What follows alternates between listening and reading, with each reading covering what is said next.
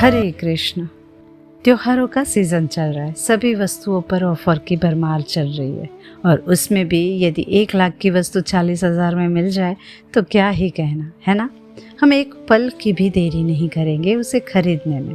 अगर ऐसा ही कुछ हमारे जीवन के कर्मों के लिए हो जाए तो? जी हाँ, मैं बात कर रही हूँ ऐसे ऑफर की जहाँ आप थोड़ा सा समय देकर आप अपने आध्यात्मिक जीवन में उन्नति प्राप्त कर सकते हैं।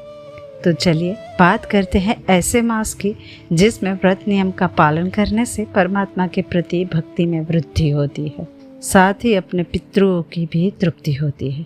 स्कंद पुराण के वैष्णव खंड में कार्तिक मास का महात्म्य बताते हुए स्वयं ब्रह्मा जी कहते हैं, जो मनुष्य कार्तिक मास में रोज दीपदान करता है उसे अकाल मृत्यु का भय नहीं रहता है और वो भगवान श्री हरि विष्णु नारायण के परम धाम को प्राप्त करता है। प्रत्येक वर्ष चातुर्मास में आने वाले इस विशिष्ट कार्तिक मास हमें संपूर्ण वर्ष की आध्यात्मिक ऊर्जा को अपने अंदर समा लेने का सुवर्ण अवसर प्रदान करता है। स्कंद पुराण में वर्णन आता है कि सभी तीर्थ स्थलों में स्नान करने से तथा दान करने से और ऐसे अन्य कर्मों से जो फल प्राप्त होता है वो कार्तिक व्रत पालन से प्राप्त फल के सामने 1,00,000वें हिस्से में भी नहीं आता है। यानी कार्तिक मास में किया गया कोई भी आध्यात्मिक कार्य जैसे कि स्नान, जप, तप, दान, उपवास, व्रत, तिल, देनु, सुवर्ण, रजत, भूमि, वस्त्र, पूजा, सेवा इत्यादि आपको 1000 गुना अधिक फल प्रदान करता है। अन्य पुराणों में भी वर्णन आता है कि भगवान श्री हरि विष्णु को कार्तिक मास अधिक प्रिय है और इसी कार्तिक मास की पूर्णिमा को भगवान श्री हरि विष्णु की भक्ति प्रिया माता तुलसी का भी प्रादुर्भाव हुआ था और भगवान शालिग्राम के साथ माता तुलसी का विवाह इसी कार्तिक मास में किया जाता है। इसीलिए इस कार्तिक मास में माता तुलसी के पूजन का विशेष महत्व है।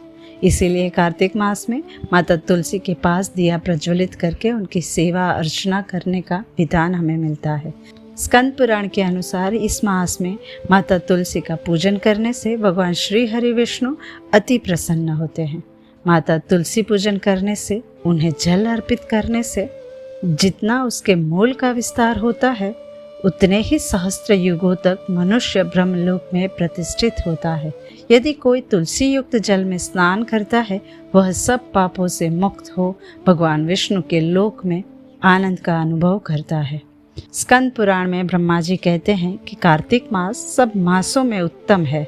जो भी मनुष्य कार्तिक मास में भगवान श्री विष्णु के उद्देश्य से जो कुछ पुण्य करता है उसका नाश कभी नहीं होता है। विशेष रूप से अन्न और दीप दान करता है उसके पापों का सर्वथा नाश हो जाता है। जो स्वयं दीप दान करने में असमर्थ हो वह दूसरे के बुझे हुए दीप को जला दे या हवा आदि से यत्नपूर्वक उसकी रक्षा करे। भगवान विष्णु की पूजा ना हो सकने पर तुलसी अथवा आंवले का भगवत बुद्धि से पूजन करे। मन ही मन भगवान विष्णु के नामों का निरंतर कीर्तन करता रहे। इस प्रकार कार्तिक मास में नियमों का पालन करने पर अवश्य ही भगवान विष्णु का सारूप्य एवं मोक्षदायक पद प्राप्त होता है। और इतना ही नहीं, ब्रह्मा जी ये भी बता रहे हैं कि जो मनुष्य कार्तिक मास में प्रतिदिन गीता का पाठ करता है उसके पुण्य फल का वर्णन करने की शक्ति मुझ में नहीं है। गीता के समान कोई शास्त्र न तो हुआ है और ना होगा।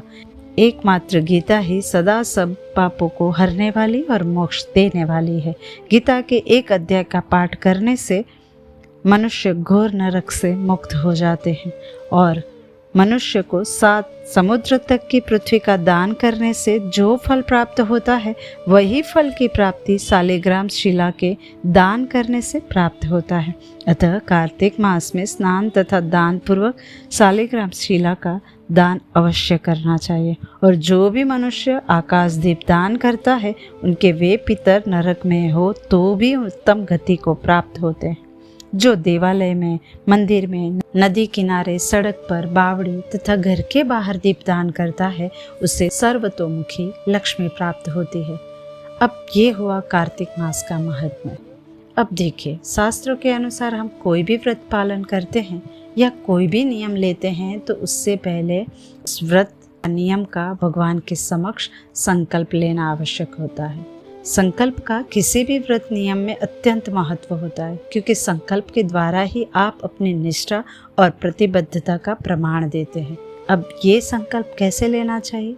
तो स्नान करके भगवान के समक्ष हाथ में जल लेकर अपना संकल्प बोलिए कि किस उद्देश्य से आप इस व्रत तथा नियम का पालन कर रहे हैं, और भगवान से कहिए उस व्रत नियम के लिए आपको शक्ति प्रदान करे, जिससे धैर्यपूर्वक उस व्रत नियम का आप पालन कर सके।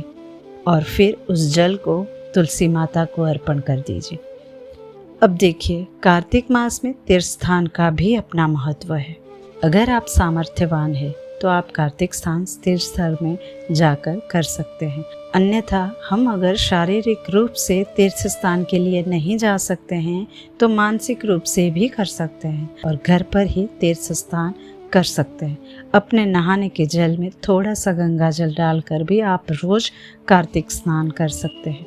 तात्पर्य यही है कि हमारे चित्त की शुद्धि हो, हमारे चित्त में परमात्मा का ध्यान निरंतर चलता रहे, क्योंकि चित्त की शुद्धि ही तो सर्वोत्तम तीर्थ स्थान है। तभी तो हमारे विचार सात्विक होंगे, तभी जीवन भी सात्विक बनेगा। तो ये थी कार्तिक मास की संपूर्ण शास्त्रोक्त जानकारी। तो आशा करते हैं आपको ये जानकारी उपयुक्त हुई होगी।